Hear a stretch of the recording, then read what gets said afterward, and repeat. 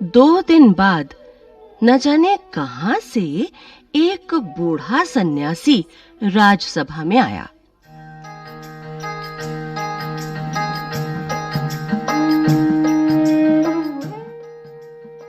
उसने राजा को आशीर्वाद देते हुए कहा, दाता कर्ण महाराज, बड़ी दूर से आपकी प्रसिद्धि सुनकर आया हूँ।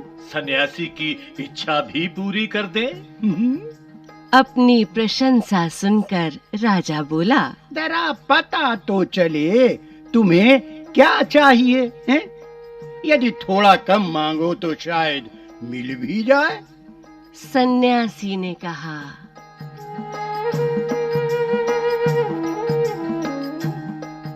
मैं तो सन्यासी हूँ, मैं अधिक धन का क्या करूंगा?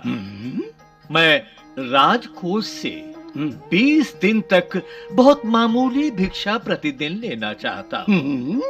मेरा भिक्षा लेने का नियम इस प्रकार है, मैं पहले दिन जो लेता हूँ, दूसरे दिन उसका दुगना, फिर तीसरे दिन उसका दुगना, फिर चौथे दिन तीसरे दिन का दुगना। इसी तरह से प्रतिदिन दुगना लेता जाता हूँ।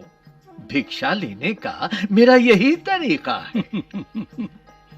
राजा बोला,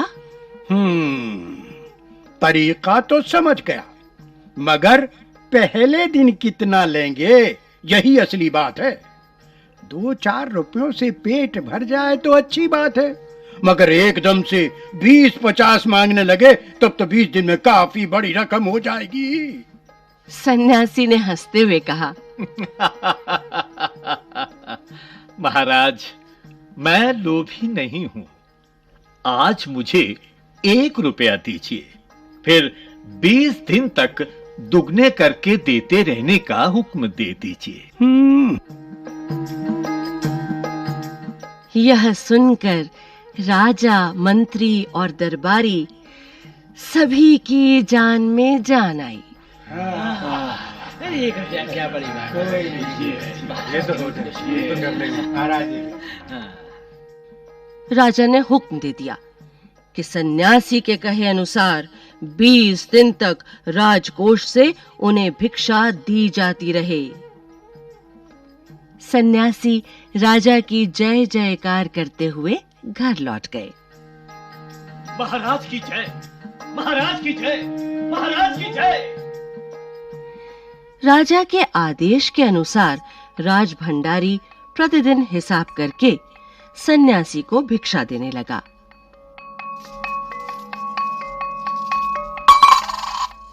इस तरह 2 दिन बीते, 10 दिन बीते,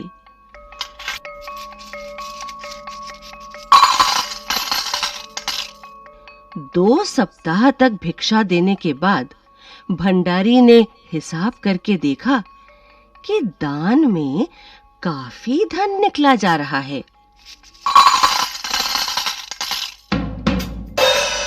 पहला दिन 1 रुपया, दूसरा दिन 2 रुपया।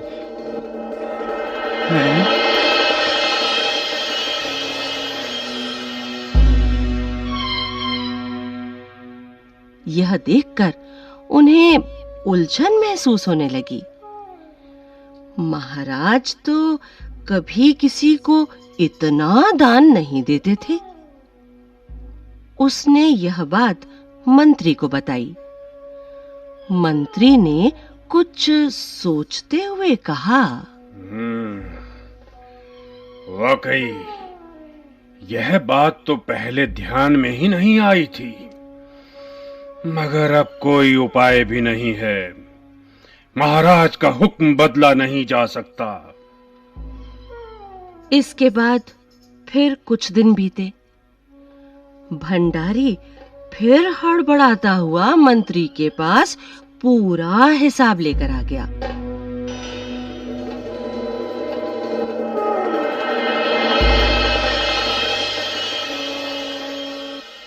हिसाब देखकर मंत्री का चेहरा फीका पड़ गया। वह अपना पसीना पोंछकर, सिर खुजलाकर, दाढ़ी में हाथ फेरते हुए बोला, यह क्या कह रहे हो? अभी से इतना धन चला गया है जी। तो फिर 20 दिनों के अंत में कितने रुपए होंगे? भंडारी बोला, जी पूरा हिसाब तो नहीं किया है। मंत्री ने कहा, तो तुरंत बैठकर अभी पूरा हिसाब करो। है जी। भंडारी हिसाब करने बैठ गया। पहला दिन 1 रुपया, दूसरा दिन 2 रुपया। मंत्री महाशय अपने माथे पर बर्फ की पट्टी लगाकर तेजी से पंखा झलवाने लगे।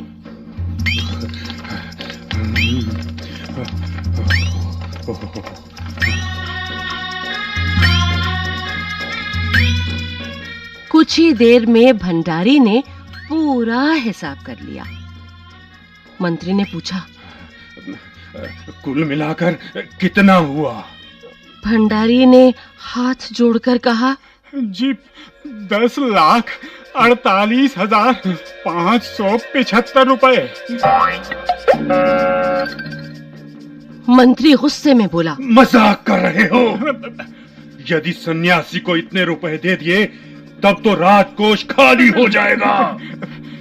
भंडारी ने कहा, मजाक क्यों करूंगा, आप ही हिसाब देख लीजिए। यह कहकर उसने हिसाब का कागज मंत्री जी को दे दिया। हिसाब देखकर मंत्री जी को चक्कर आ गया।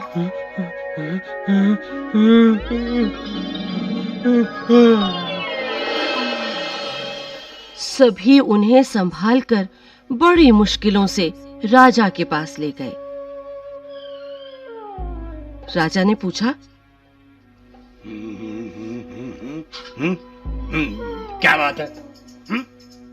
मंत्री बोले, महाराज, राजकोष खाली होने जा रहा है। राजा ने पूछा, वो कैसे?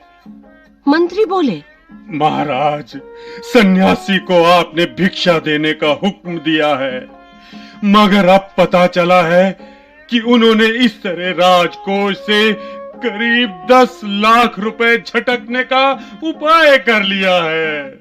राजा ने गुस्से से कहा,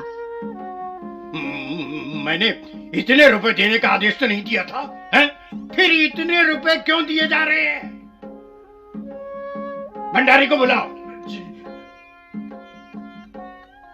मंत्री ने कहा, जी महाराज, सब कुछ आपके हुक्म के अनुसार ही हुआ है। आप खुद ही दान का हिसाब देख लीजिए।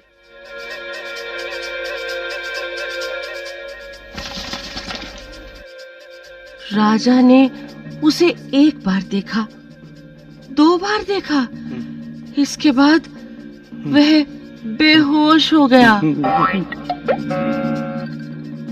तीसरे दिन 4 रुपए, 17वां दिन 65,536 रुपए, 20वां दिन 5,24,288 और कुल हुए 10,48,500।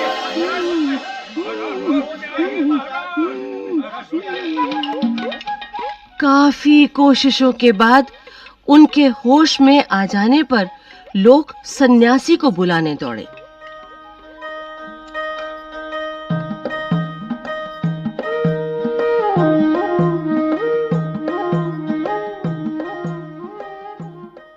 सन्यासी के आते ही राजा रोते हुए उनके पैरों पर गिर पड़ा।